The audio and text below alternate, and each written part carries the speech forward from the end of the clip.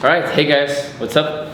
I just finished a call with a good friend of mine, and we were talking a little bit about how our current generation is really addicted to dopamine, things that stimulate our dopamine circuits. And this is because the tools or the devices that stimulate that dopamine are so widely available that almost everyone, at least the developed countries, they own devices that trigger these circuits.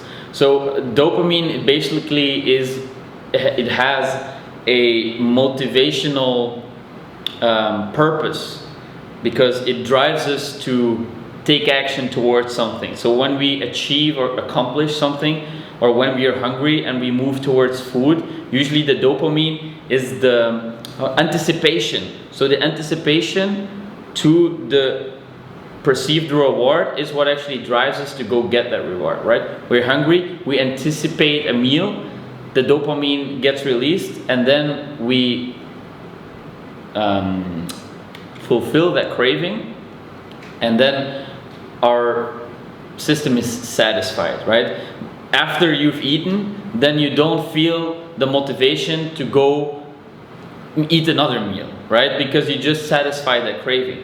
And this dopamine system is a very powerful motivational system that causes us to, for example, go explore or take action towards learning something or do work or whatever it is, right? But devices like a smartphone, for example, they are extremely stimulating because they are attached to so many things that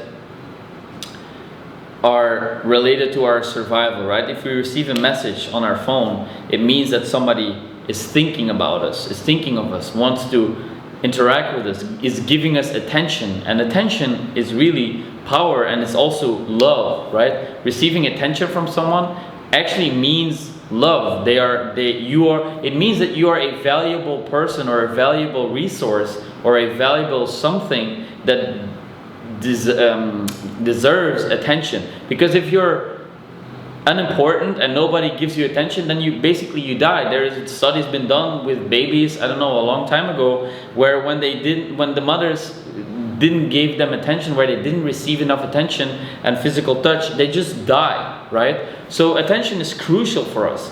And so a phone, there is all these associations that are being created in our brains with the buzzing of our phone, because somebody is giving us attention. We get some likes, we get some messages, we get some whatever it is, right? And even if it's not people related, we can, if we feel bored, because boredom usually is a very useful state to find yourself in, because it's an extremely important part of finding motivation, right? Because we are bored, our brain sends out signals that we should change what we are doing in order to not feel bored. But because we now have a phone, we just pull up our phone and we can watch a YouTube video, or we can chat to someone, or we can go on a dating site, or whatever it is, right? The stimulations are endless, and this causes a lot of people to be addicted to their phones even without them knowing, right? Try to put your phone in your closet for 2-3 days. I assure you, it's incredibly difficult, and you will realize that you are so hooked to this device, it's not even funny. Like, you will go to the bathroom and you will start looking for your phone, because what else do you do in the bathroom, right? Or you will sit on the couch and you want to take out your phone, and try to pay attention, close attention to how many times a day you are pulling out your phone and using it, right?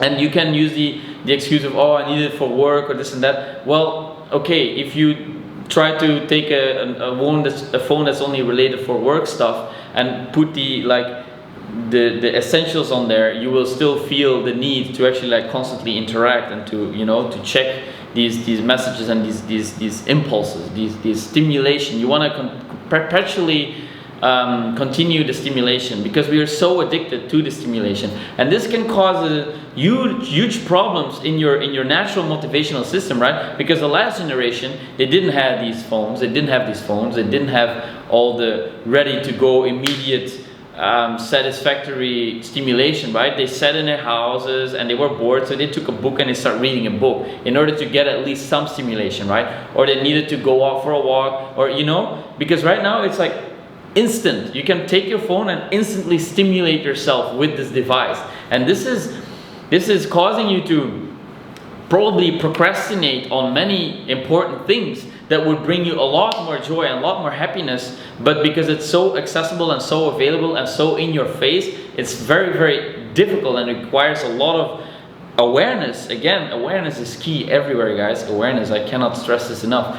It requires a lot of awareness to know that, okay, right now I'm actually just wasting my time on my phone or on my computer, and instead I can do something that actually makes me feel good about myself. And the previous video I talked about emotional body mapping, and you can also do this with your positive feelings. It's weird because if you're watching this video right now and you haven't watched it, then you don't really know what I'm talking about. However, it's about recognizing your own feelings and your emotions, okay? And so when you learn this, you will also notice whenever you're feeling happy or joyful or energized, and then you can find the things that actually make you feel good. And I assure you that spending, at least for me personally, it is not spending a lot of time on my phone. It doesn't energize me, it doesn't fulfill me, I don't feel satisfied afterwards, I feel less energized, right? So knowing this, by becoming aware that this is the case, I can then decide, okay, maybe 10 minutes, 15 minutes, a half an hour, who cares? But after that, I'm going to do something that actually gives me a good feeling, that actually makes me energized, and that actually drives me forward. Like, as simple as going for a walk in the sun, it can have a dramatic effect on your overall mood, on your your overall health, and it can have large consequences for the rest of your day, because you feel energized, you maybe feel inspired, you saw something beautiful in nature, and it makes you appreciative of where you are, etc., etc. So it's so important, I believe, to become aware of your habits and your addiction to these stimulating devices, and know that, okay, I can actually remove myself from the situation. And try it out, guys. Just try it out. Just maybe half a day, put your phone on flight mode and don't use it. And it's so difficult. It's incredibly difficult, because you feel like, oh, maybe I'm missing out, or people are gonna forget about me, or I'm not up to date anymore. But it's actually not that important. Like, if something really important happens, people will find their way to you. Like, it's you will not die if you stop using your phone for a day or even a week. Like, it's not that urgent, but we want to believe that because our brain craves this stimulation, craves this attention, craves these dopamine spikes, and it's very addictive, and it causes a lot of us to procrastinate on things that are actually more important to us. And it's important to realize that you can make a conscious decision to not engage in these fleeting, stimulating behaviors, but it requires awareness, and you get awareness by practicing meditation, by realizing that, oh, I have been. So a good example, a practical application of meditation, for example, is you practice mindfulness meditation, right? And you are paying close attention to your breath, and all of a sudden you start thinking about something else, and then after a few minutes you realize, oh, I have been thinking about something else, let me bring my attention back to my body and focus again on my breathing. All right. So this skill, it's a skill that you cultivate, it's something that you learn, it's something that you practice, right?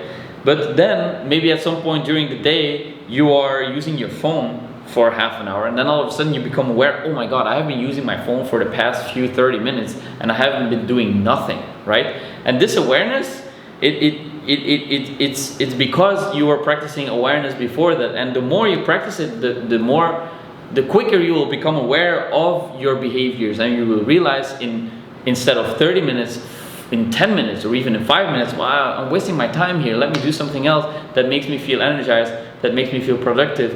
And then you can actually consciously and deliberately decide to improve yourself, to grow, to work towards your goals, to act in line with your values and purpose and beliefs.